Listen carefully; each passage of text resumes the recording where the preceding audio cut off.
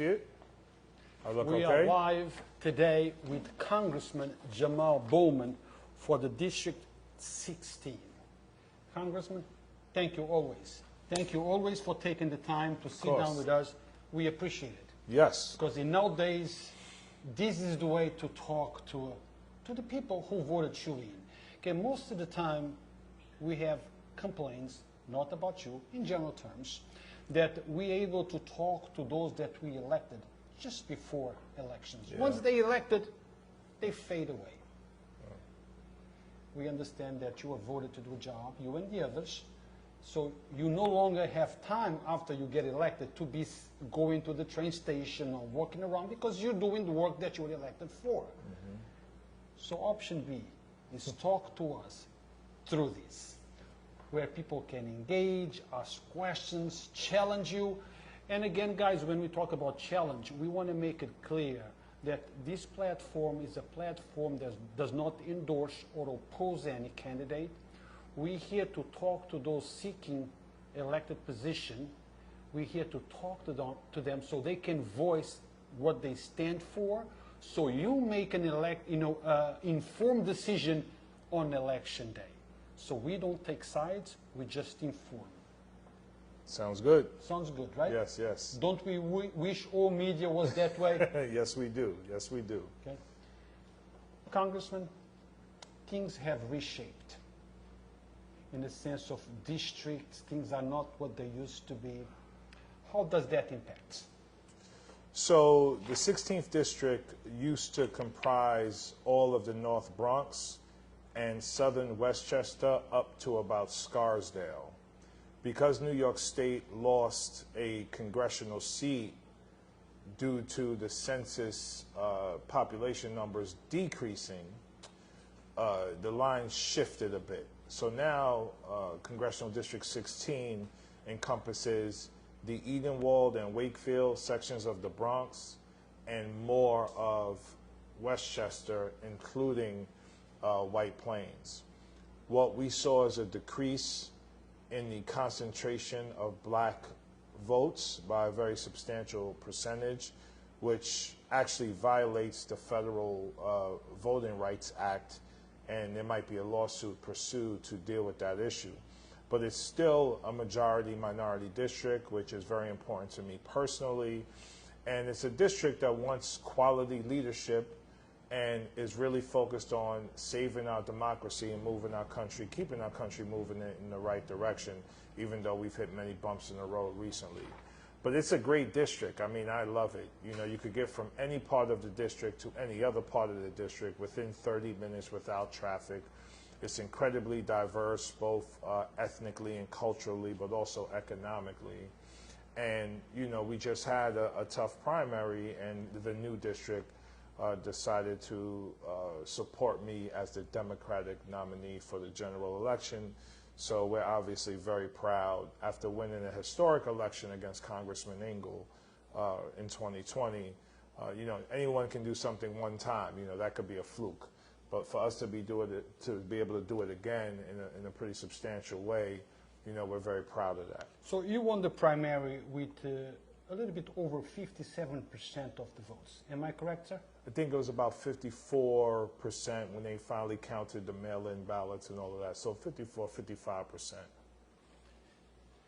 Congressman, let's rewind the tape.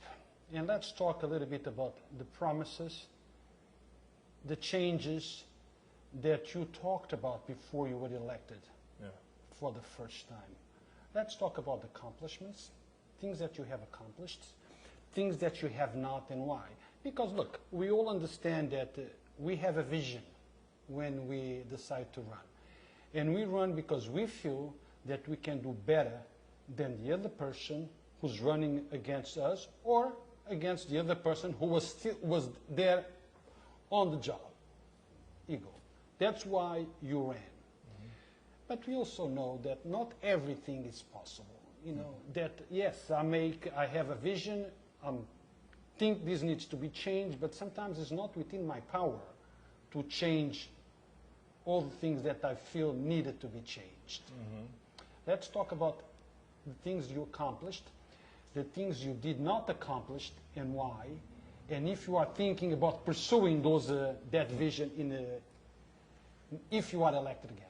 No, absolutely. So first and foremost, I am a congressperson, so I work at the federal level, which means I deal with both local, national, but also international issues.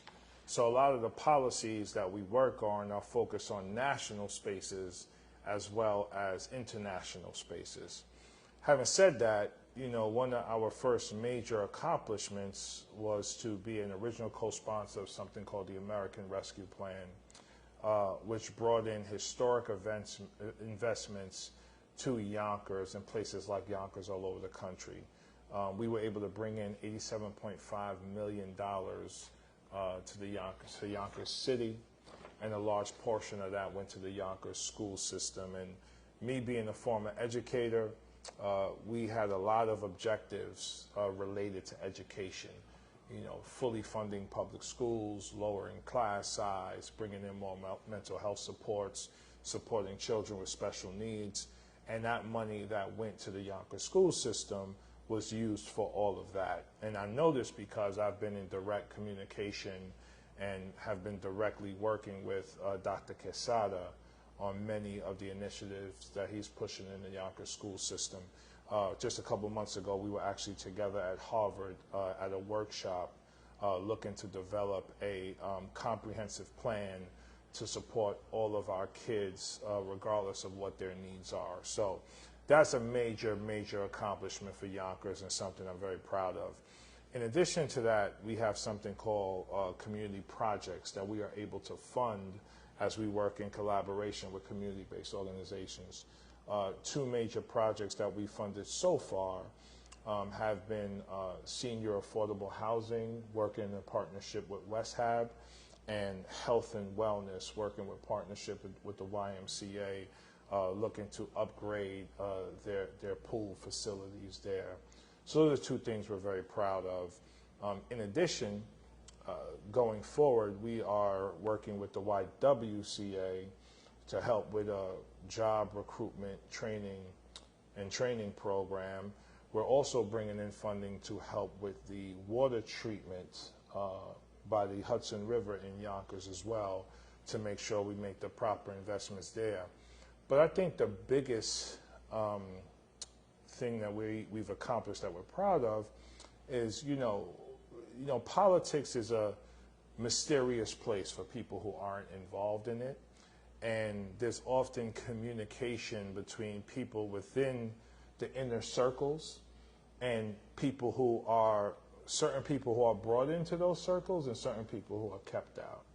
And what we've tried to do from the very beginning is be incredibly transparent with, you know, how things work, with what government grants are available.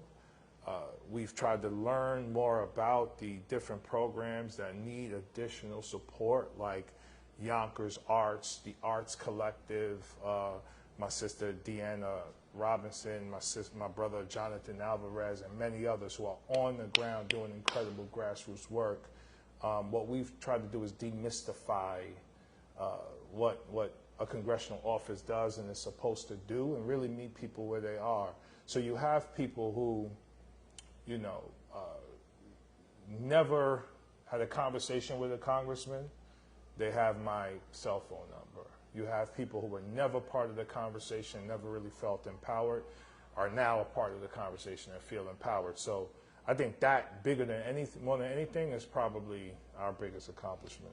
You know, it's important, you know, and I ask this question for a specific reason, because I speak with lots of people on the streets of Yonkers. I cover everything that happens in Yonkers, good, bad, indifferent. I'm there to cover. And one of the things that I hear the most is that people think that because you, when I say you, I mean an elected official, could be anyone, that you handle all aspects of everything. There is a problem with potholes, they're going to ask, what about the potholes? Okay, they don't understand that there is levels and there is different things that you work at the federal level that you don't get involved at the local level. So your explanation, it's educational to many, so they understand what is government, the different stages of responsibility for each person. Yeah, I want to comment on that point. Please, sir. So that's a very important point. So I talked about some of the money we brought into Yonkers from one specific bill and some specific projects our office has worked on. Overall, for the district, we brought in well over $200 million. And there's additional resources consistently coming in. But those resources often come into the state, and then the state disseminates how it wishes. They come into the county, and then the county disseminates how it wishes, and it comes into local municipalities, and then the municipality disseminates how it wishes. And that's why local elections matter so much for city council, for county representatives, for state representatives, not just mayor and county executive and governors. Those things matter, obviously, but also your county reps and your city reps as well. The more people engage locally, the more they have a voice in where those resources go. If they do not engage, do not expect, because of the kindness of an elected official's heart, that they're going to invest resources in your community. Does that make sense? Totally. So, you know, we would like to believe that, you know, mayor, governor, county executive, congressperson, whatever, oh, they already know we need this. Let them give it to us. It's not how it works. Think of it this way.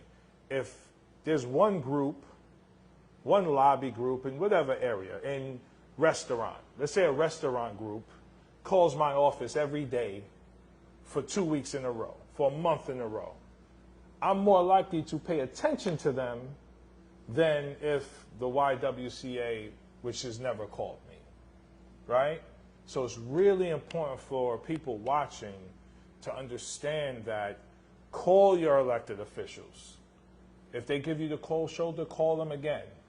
If they give you the cold shoulder, call them again. Write to them, right? Show up at the office. Now, people are often overworked and stretched thin, so it's hard for them to do this. But whenever you get a chance, make a call. Because guess what? When that elected official runs for office, the next time, you have a story to say, well, I called their office 4 or 5 times and they didn't get back to me. I called on this date at this time, this date at this time, this date and this time. So document your calls. Right? and now you have evidence to show that you've been trying to engage and that person hasn't been responding. And the last thing I'll say is, because at the end of the day, there's no excuse for certain communities to be underinvested in and marginalized and neglected. When we do that, we create the conditions for harm in parts of our city, and that's not what we want. So guys, let me say it in a way that I heard it. Because very often what people say, when people say something to us and what we hear are two different things. I might be listening to the congressman and understand what he means or what I think he means. Somebody else might take it in a different way. The way I took it is, your vote matters. You need to come out and vote.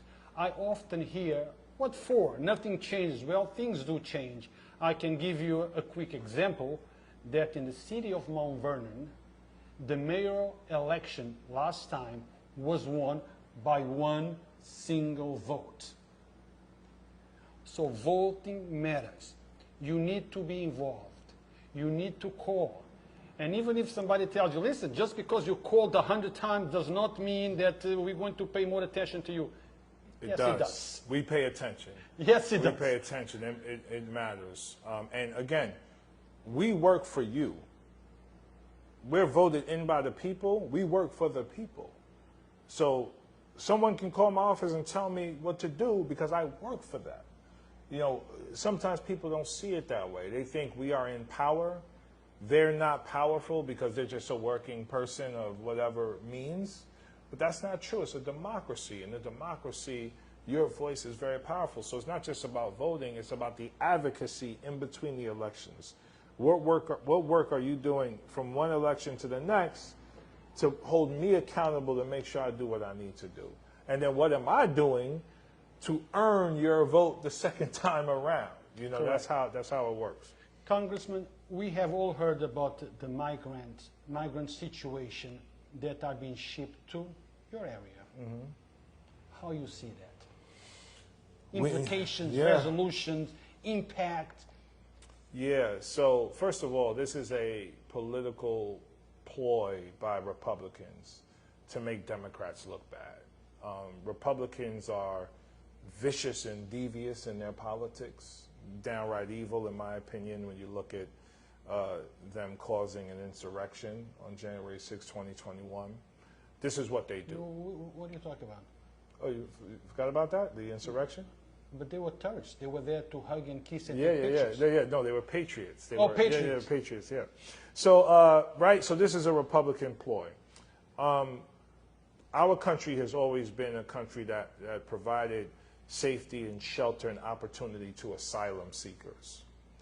The bottom line is the U.S., Europe, Canada, and other nations have destroyed many of the ecosystems in Central and South America and Latin America, specifically the Northern Triangle.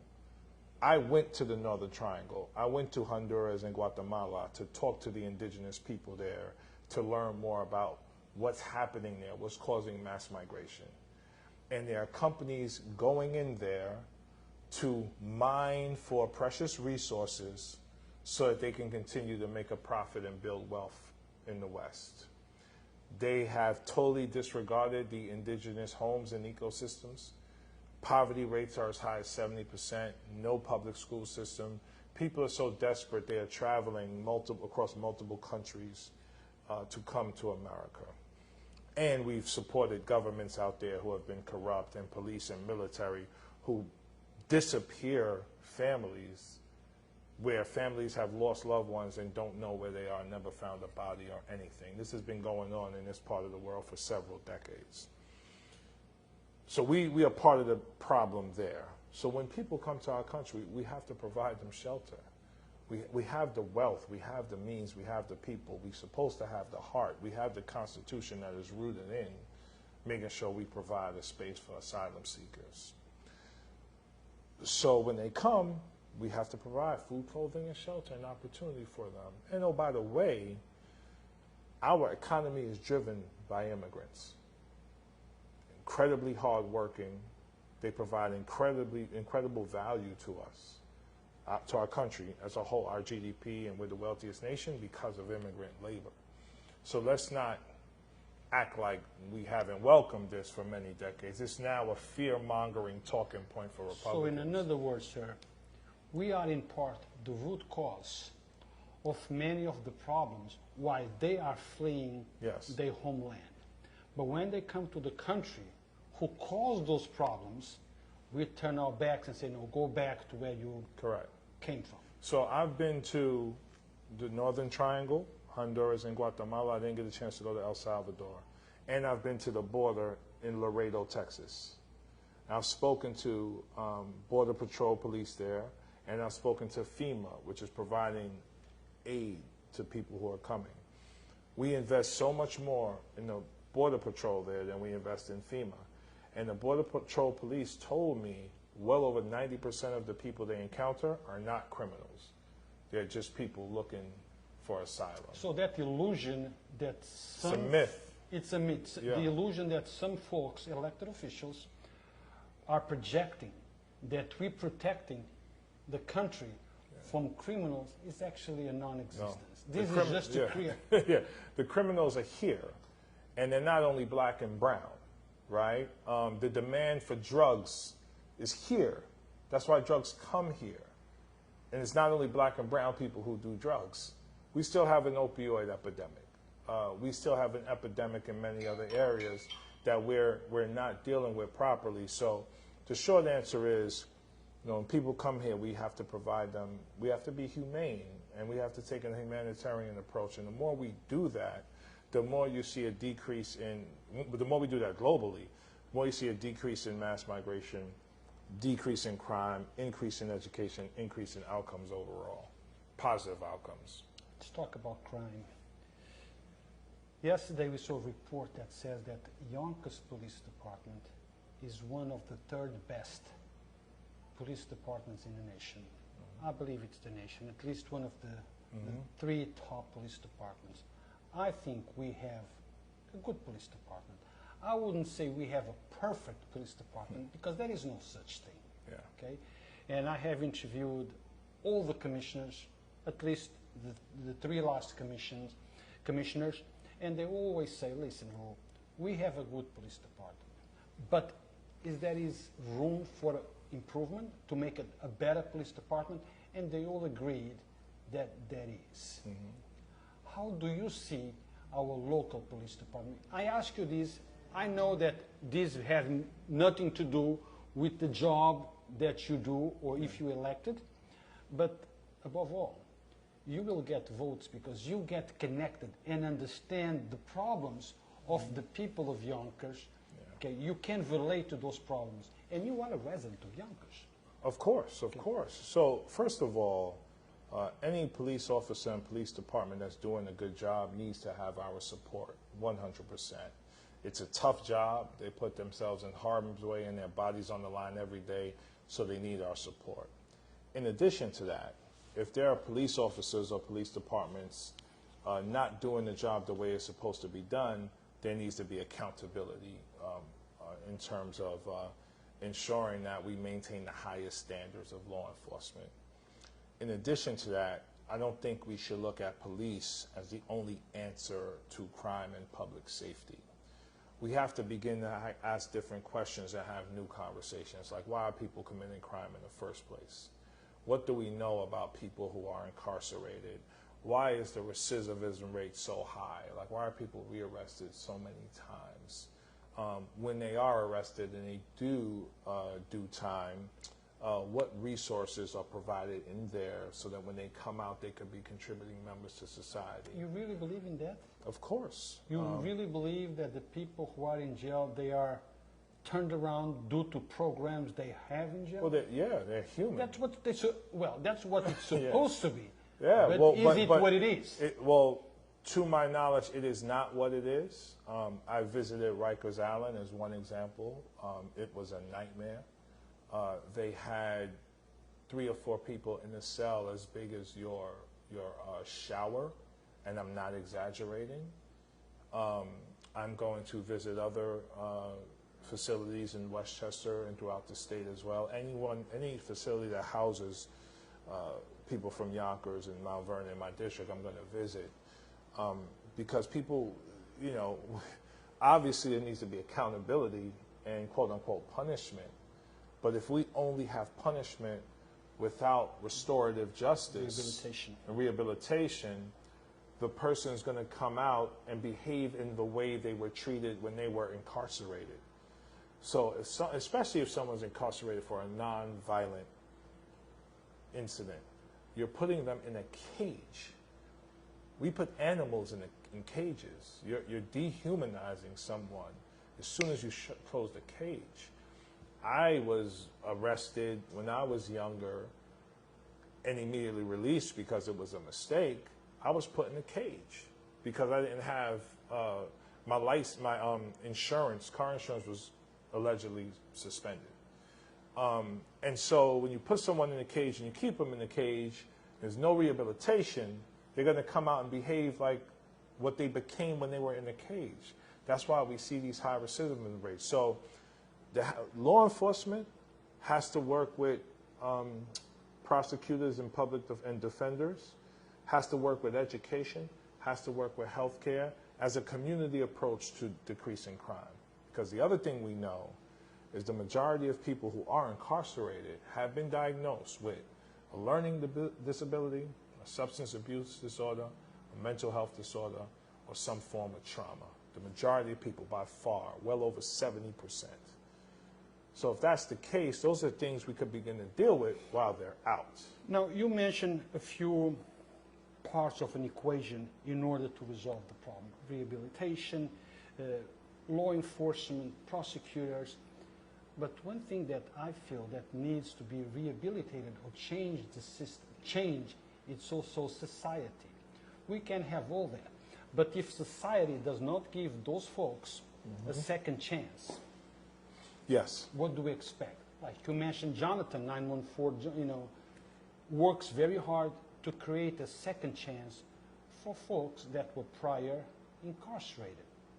Not every business, or the majority of the business, they don't want to touch those folks. No.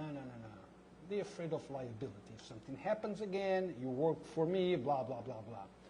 What do you tell those businesses, those members of the society, about giving a second chance? I believe in actions, not words, sir. I believe that people should actually put actions behind their words. I talk to lots of people. Oh, yes, we need to give a second chance. Yes, we need to do this, that. Then I ask, in your business, how many people in the kitchen are here because of a second chance? That's right, that's right. So we actually have an incredible model for this in Yonkers, and it's called Grayston Bakery. So Grayston targets formerly incarcerated people, brings them in, gets them trained up to work in a job and career, and provides additional support services around housing and health care and other areas. That's the other thing about our justice system that is incredibly egregious. Parole and probation.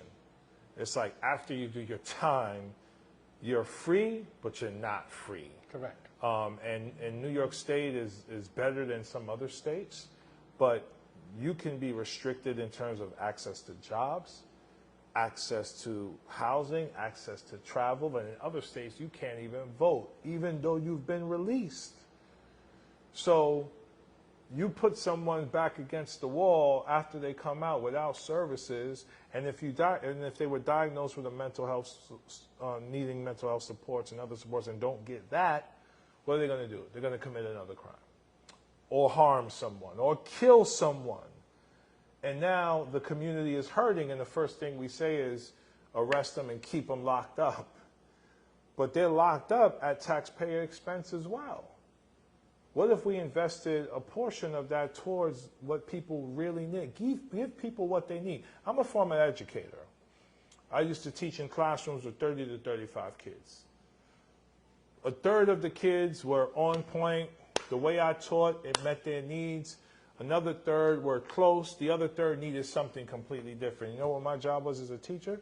Give them what they need, and it would help them to grow. So we just have to talk about equity.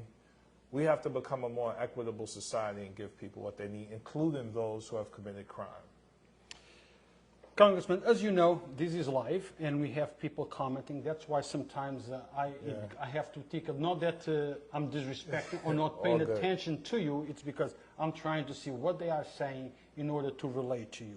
Lorraine Lopez says, good morning, gentlemen.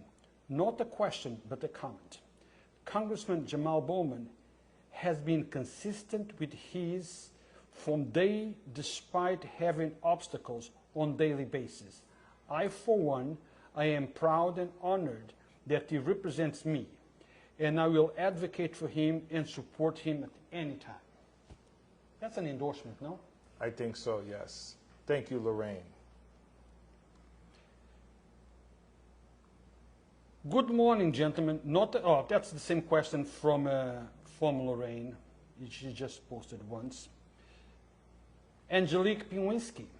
Jamaal is a rock star. Oh. He's visible, caring, involved, and breath of a fresh air. Oh, it's very kind. It's very kind. Yeah, no, it's very, very kind, very kind. Get to a bad one. Read a bad one. Bring me back down to earth. Okay. Tell him I love his T-shirt because it speaks volumes. Yonkers pride, baby. Yeah, I made sure. I was lucky. You know, I don't keep track of my clothes all the time, but I was lucky that this shirt was clean for me to wear to this interview. Monica Wieser. He has done well, especially with helping people with the hurricane issues. Yes, yeah. But we need more help with flooding in Yonkers. 100%. Yeah, 100%. So this area, not just Yonkers, but the whole 16th district, is vulnerable to extreme flooding, as we saw with Hurricane Ida. But it's not just Hurricane Ida. It's any hard rainstorm. You live in a certain area, you're going to get flooding.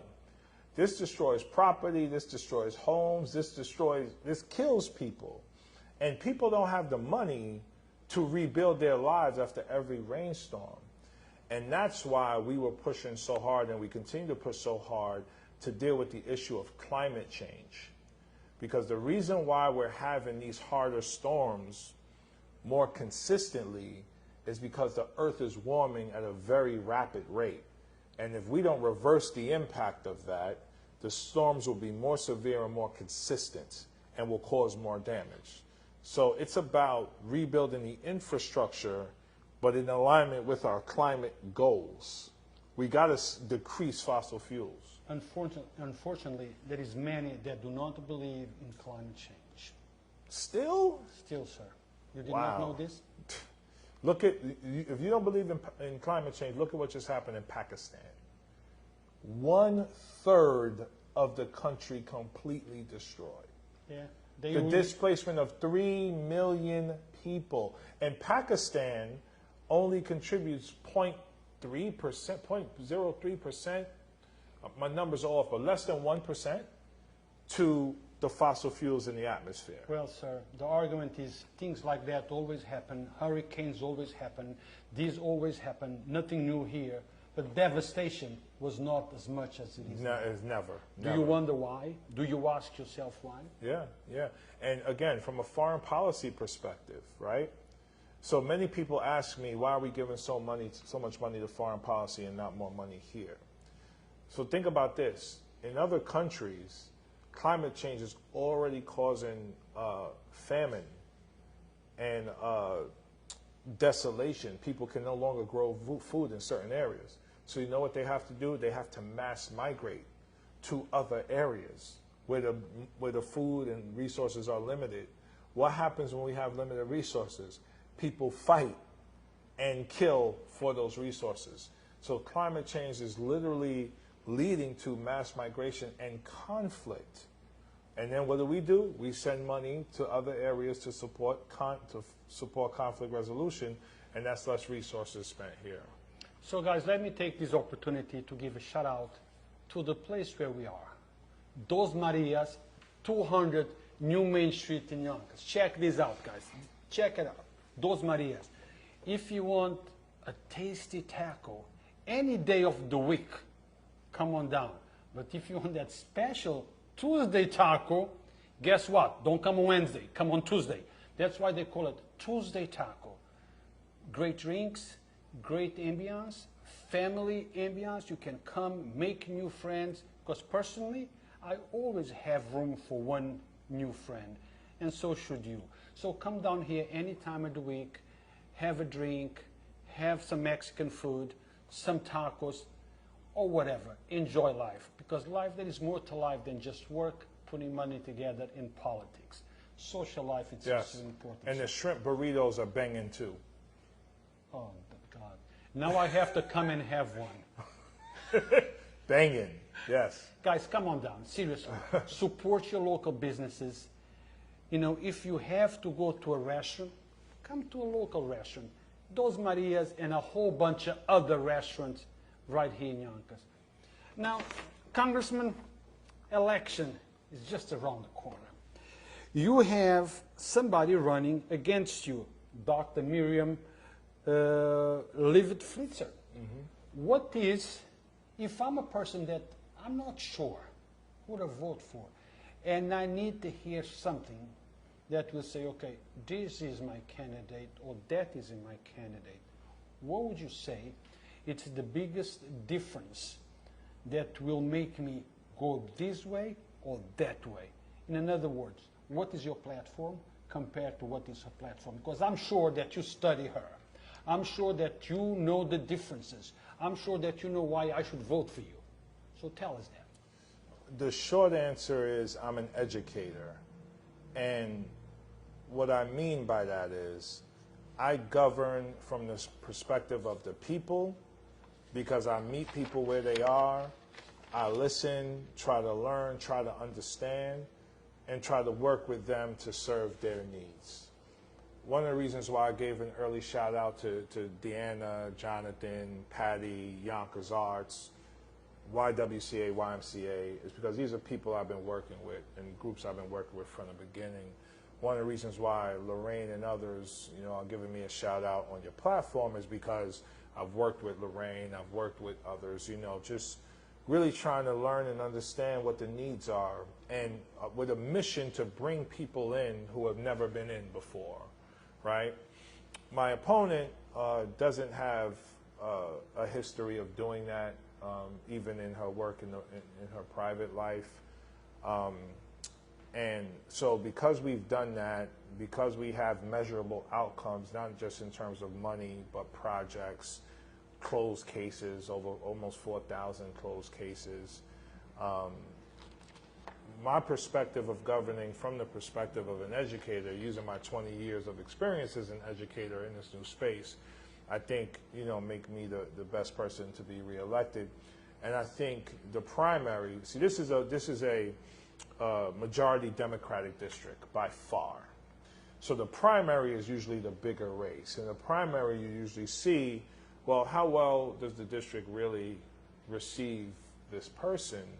And for us to gain 55% of the vote with two other major challengers and a third challenger, I think it shows what the district is looking for in terms of my leadership. And then finally, I'm also here to challenge the status quo.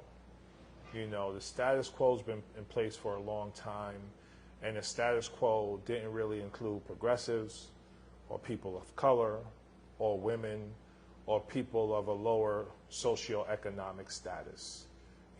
More than 50% of members of Congress are millionaires, and the other 50% are lawyers who work for millionaires.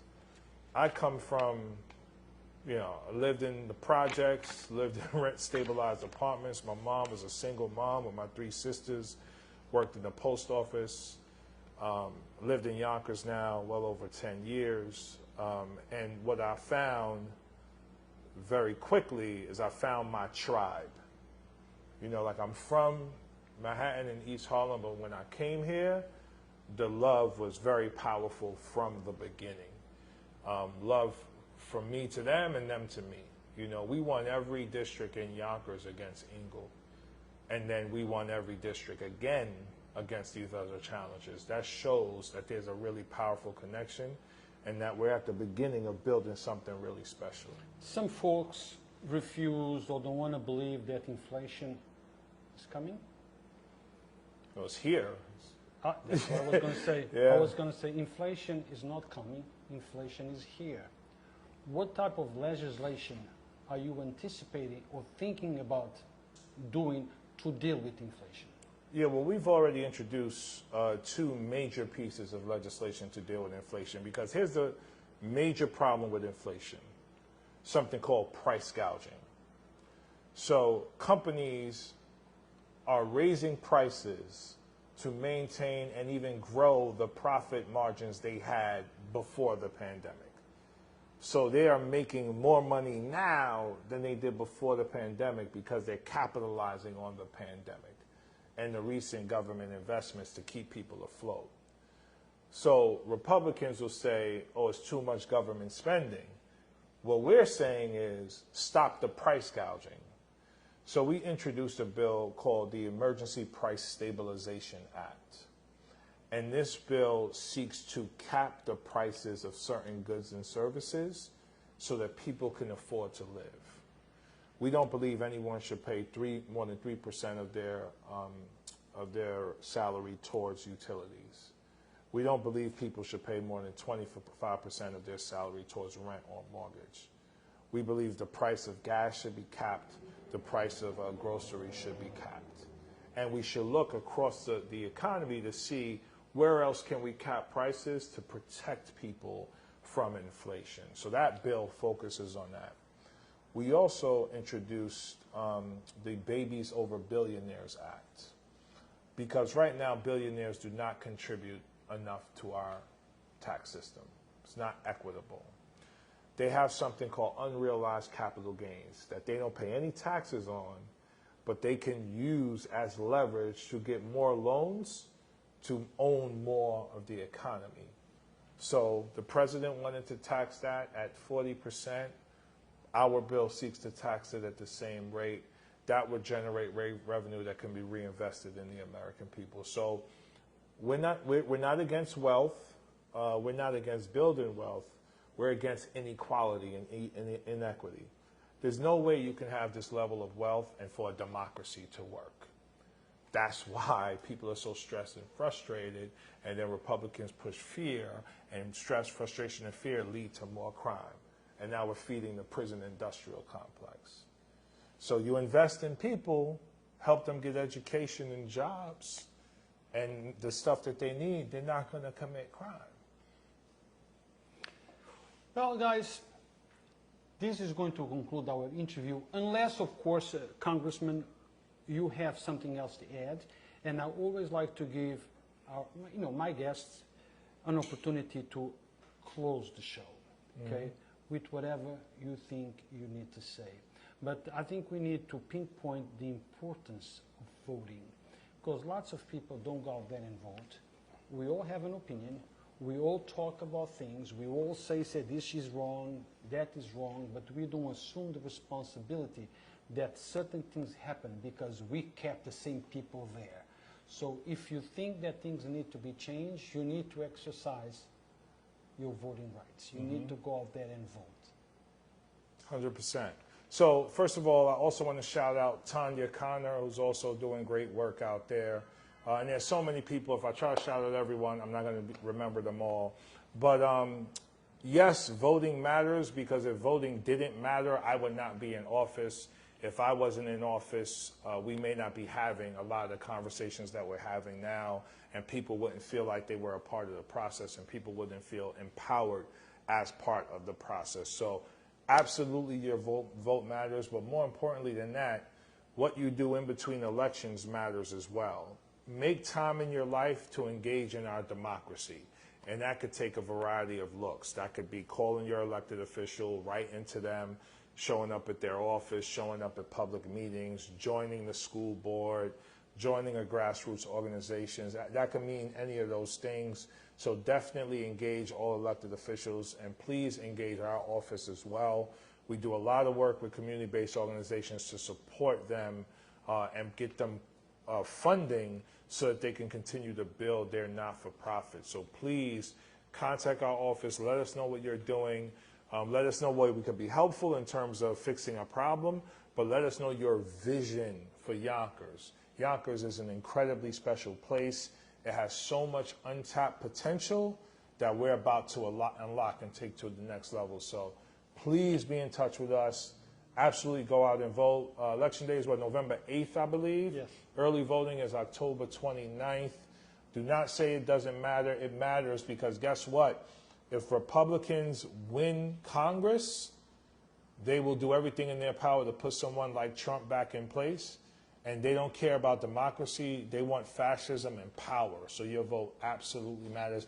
And keep pushing the Democratic Party to do better as well, because Democrats haven't been perfect either. And we need to continue to be pushed to make sure we're serving the people. Peace and love. In conclusion, Yonkers' voice is not my voice. Yonkers' voice is the platform where your voice is heard.